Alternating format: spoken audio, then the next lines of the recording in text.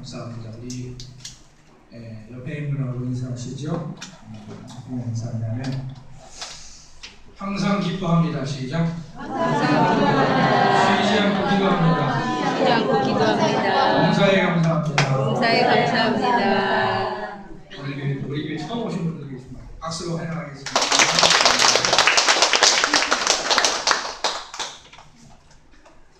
오늘 찬양이 아주 이 환절기라는 표현이 이상하고 가을에 짝 좋은 표현인 것 같아요. 찬양인 것 같아요. 동영상에서 어떤 여자분이 최정원이라는 소프라노 가수가 부르는 걸 보고서 너무 좋아서 아주 반복적으로 많이 들었던 찬양인데 은혜가 됩니다. 얼마 전에 끝난 리우 올림픽에서 우리나라 선수들이 금메달을 땄죠. 금메달은 9개, 그다음에 은메달은 3개, 그리고 동메달은 9개를 땄다고 합니다. 그 중에서 금메달을 딴 선수가 있는 선수 중에서 박상영이라는 선수를 여러분 다 잘 아실 겁니다. 이 박상영이라는 선수는 펜싱 에페 개인전에서 헝가리 선수 임레 게저라는 선수를 물리치고 금메달을 땄습니다. 이 에페라는 경기는 머리에서부터 발끝까지 아무데나 찌르면 되는 그런 경기라고 합니다. 이에 비해서 플레레라는 경기가 있는데 그것은 몸통만 득점이 인정되는 그런 경기라고 하는데요. 이 박상영이라는 선수가 원래 잘하는 선수인데 금메달까지는 아마 기대를 못했던 것 같아요. 근데 이 선수가 더 유명해진 것은 14대 10으로 뒤지던 상황에서 역전을 시켜가면서 금메달을 딴 것이 더 국민들에게 인상적인 인상을 남겼습니다. 그리고 박상영 선수가 유명해진 것은 패색이 짙던 상황에서 끝까지 포기하지 않고 역전을 시켰는데 박상영 선수가 혼자 중얼거린 말 때문에도 유명해졌죠. 할 수 있다, 할 수 있다, 할 수 있다 하는 말이었습니다. 저는 그래서 그 상황에서 어떻게 녹음을 했나, 이 녹음은 아닌 것 같고 그냥 영상에 잡힌 것 같아요. 그러니까 저도 그것을 다시 봤는데 그분이 앉아있으면서 할 수 있다, 할 수 있다, 할 수 있다 계속 중얼거리는 것을 봤습니다. 이 선수의 긍정적인 집념을 알 수 있는 말이었습니다. 흔히 말의 중요성을 강조를 하죠. 근데 박상영 선수는 바로 말의 중요성을 잘 보여주는 것 같습니다. 죽겠다 하면 죽게 되고 살겠다 하면 살게 된다 라고 이렇게 말을 하는데 박상영 선수는 어떻게 보면 금메달을 못 따는 상황에서 딸 수 있다, 할 수 있다 하고 고백을 함으로써 상황을 역전시킨 것이죠. 그래서 최근에 이 박상영 선수는 우리 사회가 굉장히 좀 어려운 가운데 있는데 소망을 주는 그런 선수다 평가를 받고 있습니다. 오늘은 민수기를 통해서 긍정의 이야기를 전해드리려고 합니다. 하지만 오늘 말씀은 단지 긍정 마인드 이상의 말씀입니다. 창세기에 보면은 하나님께서 일제히 갈대아 우르에 있던 아브라함을 부르시고 가나안 땅으로 아브라함을 인도해 들이십니다. 갈대아 우르는 지금 이라크 남부 지역입니다. 그리고 가나안 땅은 아브라함이 이르는 가나안 땅은 지금의 이스라엘입니다. 창세기 15장에 보면 하나님은 아브라함에게 가나안 땅을 약속하십니다. 이전에 이미 하나님은 아브라함에게 가나안 땅을 약속하셨는데 창세기 15장에서 세 번째 약속을 하십니다. 하나님은 아브라함에게 가나안 땅을 약속을 하셨지만은 아브라함의 후손이 이방에서 400년간 종살이를 하다가 가나안 땅으로 돌아오게 될 것이다 라고 예언을 하십니다. 하나님께서 말씀하신 것 같이 아브라함의 후손인 이스라엘은 야곱 때, 그러니까 아브라함의 손자죠. 야곱 때 애굽으로 들어가서 400년을 살게 됩니다. 애굽은 이집트를 말합니다. 이스라엘이 애굽에 들어갔을 때 처음에는 환영을 받았습니다. 하지만 수가 많아지면서 경계의 대상이 되었고요. 억압의 대상이 되었습니다. 이스라엘은 애굽왕 바로의 억압을 받으면서 하나님께 부르짖습니다. 그리고 하나님은 이스라엘 백성의 부르짖음을 듣고 아브라함과의 약속을 기억하시게 됩니다. 하나님은 전지전능하신 분이기 때문에 자기가 약속하신 것을 잊어버릴 수 없는 분이겠죠. 그러나 성경은 재밌게도 하나님께서 자기의 약속을 기억하셨다 하는 표현을 씁니다. 혹시 여러분 중에도 과거에 하나님께서 하나님에게서 받은 약속이 있다면 하나님께 기도를 드리셔서 하나님을 기억나게 하셔야 할지도 모르겠습니다. 하나님을 기억하게 하시는 것은 일종의 성경적 원리입니다. 하나님은 이스라엘을 애굽에서 구원해내시기 위해서 모세를 보내시죠. 모세는 하나님 섭리 가운데 애굽에서 태어나죠. 이스라엘 사람입니다만 애굽에서 태어나서 애굽 공주를 통해서 애굽 왕실에서 자라고 훈련받다가 자기 동족이 애굽인에게 억압을 당하는 모습을 보고 애굽인을 죽였다가 광야로 도망해서 40년간을 지내다가 애굽으로 돌아와서 바로를 만납니다. 하나님께서 미리 훈련시키셨다가 80회나 부르신 것이죠. 모세가 애굽에서 와서 애굽왕 바로를 만난 것은 모세가 자원한 것이 아니었습니다. 그것은 전적으로 하나님의 섭리와 계획에 의한 것이었습니다. 하나님께서 시내산에서 모세를 부르셔서 바로에게 가라고 하셨을 때에 모세는 몇 번이고 못 가겠다고 말했습니다. 이사야 6장 말씀에 보면은 하나님께서 성전에서 나타나셨을 때에 말씀을 하시죠. 내가 누구를 보낼까? 이렇게 말씀하시니까 이사야 선지자가 뭐라고 얘기했냐면 주여 내가 여기 있나이다 나를 보내소서라고 말을 하게 됩니다. 또 복음서에 보면은 예수님께서 베드로를 부르셨을 때에 베드로가 군말 없이 예수님을 따라가게 됩니다. 하지만 모세는 하나님께서 부르셨을 때에 가서 바로를 만나라고 말씀하셨을 때에 할 수 없습니다 라고 계속 거부하고 계속 엉덩이를 빼게 되죠. 하지만 하나님은 기어이 모세를 설득하시고 아론을 붙여주시고 이적을 보여주셔서 모세가 바로 앞에 서게 만드십니다. 하나님께서 모세를 통해서 바로에게 요구하신 것은 내 백성이 나를 숨길 수 있도록 보내라 하는 것이었습니다. 출애굽기를 읽어보면 이스라엘이 애굽에서 나온 제일 중요한 이유는 바로 신앙의 자유였습니다. 물론 출애굽의 1차적인 목적은 이스라엘이 억압받는 데서 해방되는 것이었지만 궁극적인 목적은 하나님을 섬기는 것이었습니다. 우리나라에 현안이 많지요. 우리나라 여러 가지 경제적인 이슈도 있고 사회적인 이슈도 여러 가지가 있겠습니다만은 우리 민족의 현안 중의 현안은 바로 통일이라고 봐야 할 겁니다. 그리고 통일의 이유는 여러 가지가 있겠지만은 신앙적 관점에서 보면은 북한에서 억압받는 우리 그리스도인들을 해방시켜서 그들과 하여금 하나님을 자유롭게 섬기게 하는 데 있다라고 말할 수 있습니다. 하나님은 모세를 통해서 이스라엘 민족에게 가나안 땅에 대한 비전을 주십니다. 하나님께서 모세를 부르실 때 이스라엘은 애굽에서 종살이하고 있었습니다. 바로의 억압이 극에 달했습니다. 이스라엘은 절망적 상황에 있었습니다. 어떻게 보면 이 상황에서 이스라엘은 없는 희망이라도 만들어내야 하는 상황이었습니다. 네. 희망이 언제 필요하죠? 절망적일 때 필요합니다. 네. 뭐 다 가지고 있는데 희망 굳이 필요 없습니다. 절망적일 때 희망이 필요합니다. 이스라엘은 애굽에서 400년 동안 종살이하면서 이제는 더 이상 애굽에서 살 수 없는 그런 상황이 되었습니다. 그래서 없는 희망이라도 만들어내야 하는 상황이었습니다. 요즘 우리 사회에서 허언증 놀이라는 것이 있다고 합니다. 여러분 들어보셨어요? 허언증 놀이? 들어보신 분들이 있을 텐데 이건 뭐냐면 인터넷상에서 서로 실없는 소리를 주고받으면서 노는 것이라고 합니다. 주간 동화 인터넷판에 보니까 예를 들어서 다음과 같이 대화를 한다고 합니다. 한 사람이 인터넷으로 말하는데요. 방금 오바마랑 식사하고 왔습니다.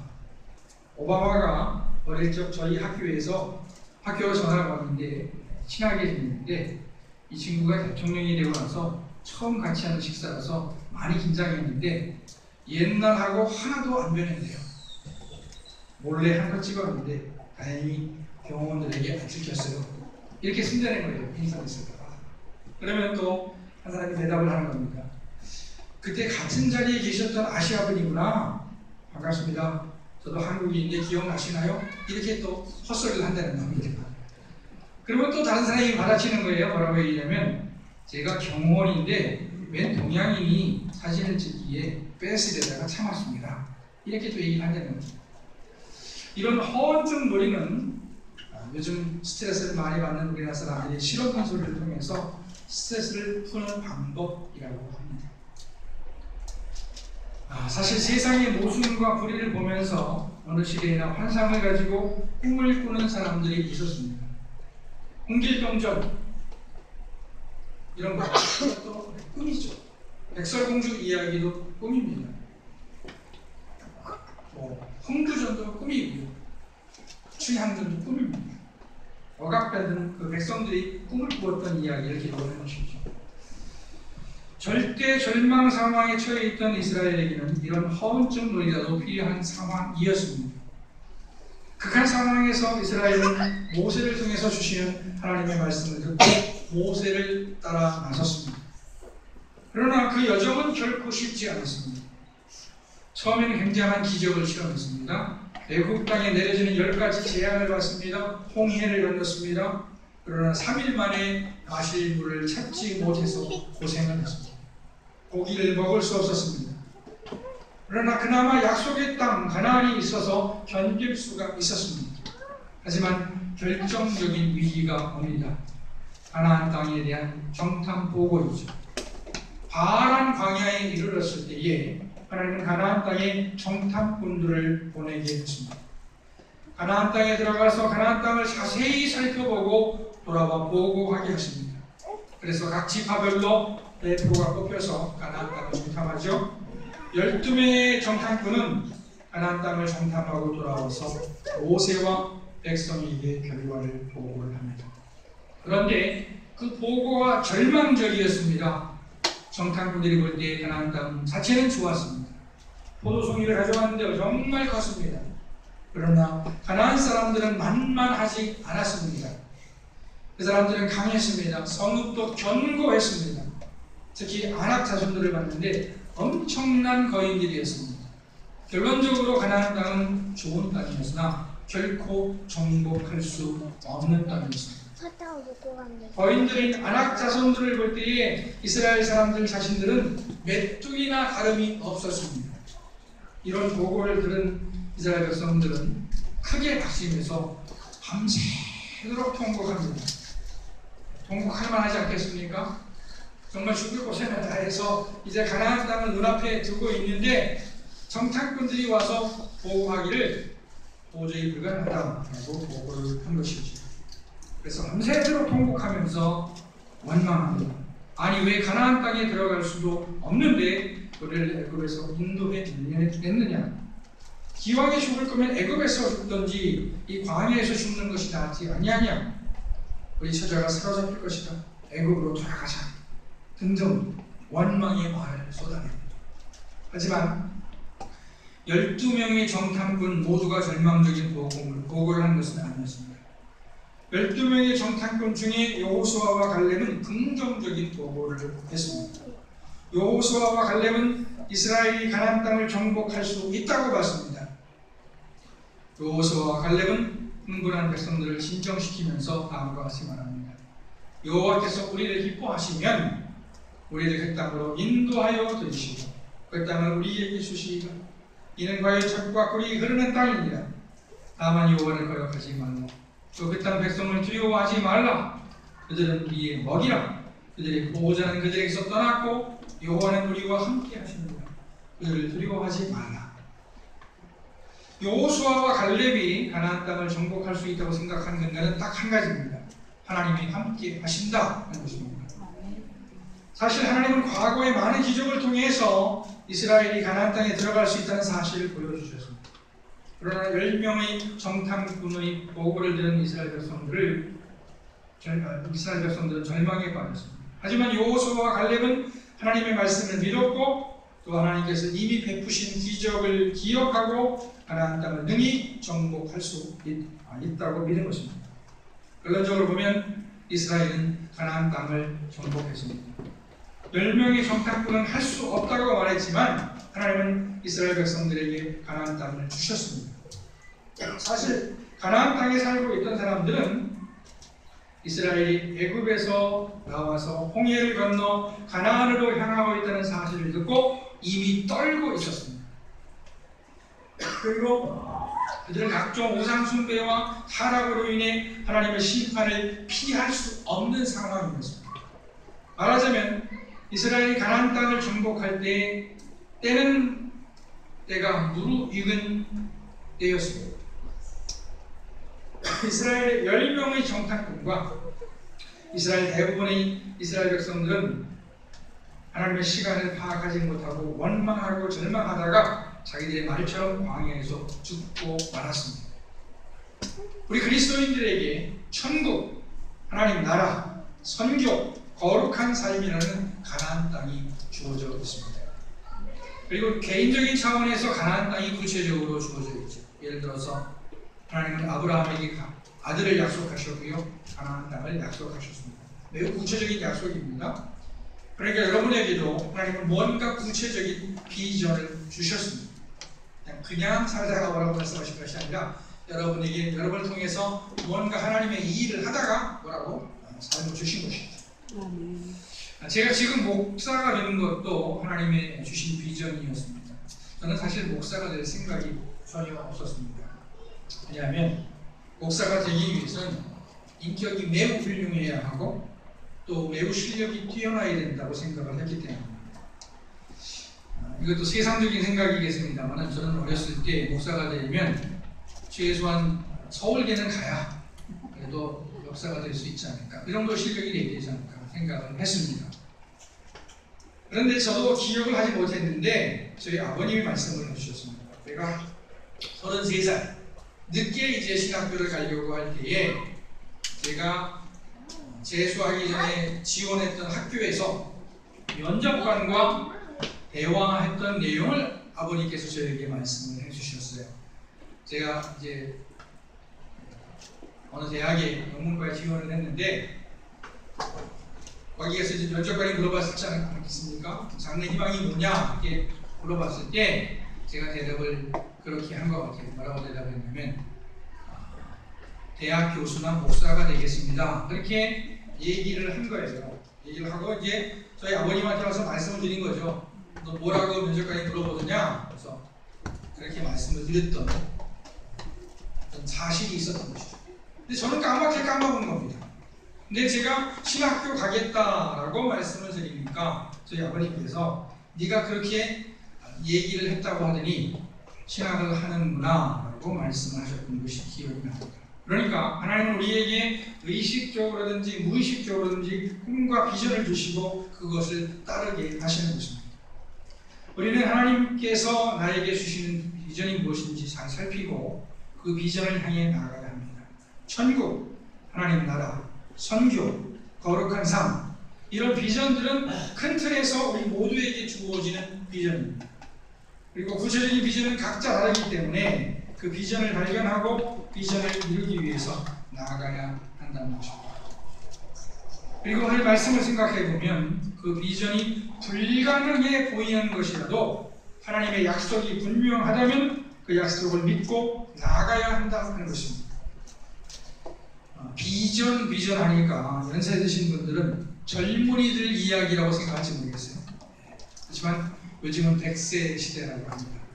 제가 또 신문에서 보니까 김형석 교수라는 분, 김형석 교수라는 철학자죠. 그런데 그분이 지금 96세 시대, 96세. 근데 지금도 왕성하게 활동을 하고 계신데요. 여러 군데 강의를 다니고 계신다 하는 얘기를 읽어봤습니다. 근데 그분 이제 하나의 원칙이 무리를 하지 않는다 그런 얘기를 하는데 그런 농담이 있어요. 90세 되시면 이 세상 사람인지 저 세상 사람인지 구분이 안 된다 그런 농담이 있는데 그 김영석 씨는 96세신데 아직도 왕성하게 전국을 다니시면서 강의를 하시는 거예요.